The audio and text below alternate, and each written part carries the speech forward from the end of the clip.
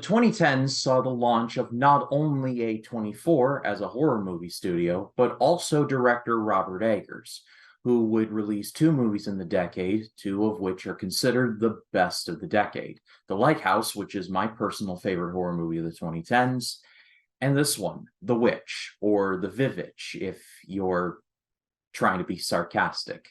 The Witch was released in 2016, and this is the first horror movie that I distinctly remember being divisive. I was just getting into horror around this time, and I remember people's opinions being very split on the likability and hateability of it.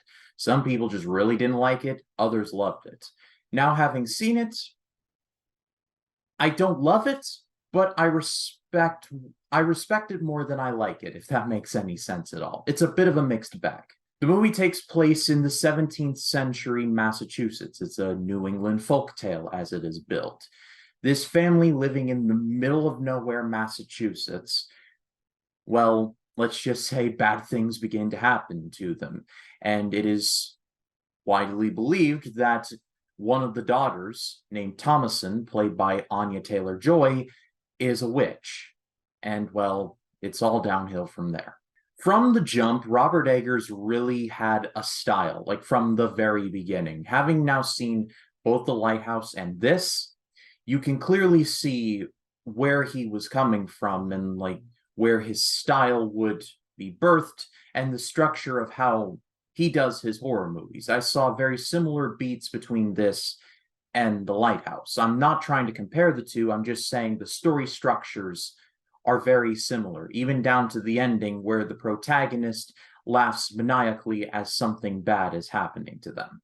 Because this family lives in the middle of nowhere with nothing but forest surrounding them, it's pretty easy to believe that, well, the daughter is in fact a witch, even though it is heavily implied that she's also kind of not.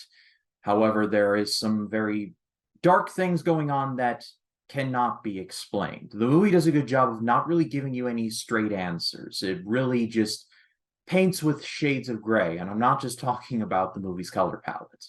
Anya Taylor-Joy was really good in the movie. I really enjoyed her performance. She kind of started out playing around with the whole witch talk. She even kind of bullies some of her siblings with the "I am the witch of the wood," and she was trying to, screw around. But as the dark things begin happening, the screwing around slowly kind of fades away and the jokes stop being funny. The rest of the family is good as well, though the highlight of the movie for the rest of the family is the father William, played by Ralph Ineson. I had to do my research. Turns out Ralph Ineson is a bit of a favorite at A24. He was the Green Knight, the actual knight in The Green Knight, and he was most recently in The Creator. So he's gotten a lot of work, and I can see why. He has such a unique, gravelly voice that I kind of like for some reason. I don't know why, but I just like his voice. I say this is a mixed bag for a couple of reasons. Number one, like I mentioned, the movie doesn't really give any straight answers. So in that regard, if someone were to say to me, I didn't care for the movie, I totally understand. This is not a movie where you go into it and there's like the Wicked Witch of the West from The Wizard of Oz secretly controlling things from the shadows.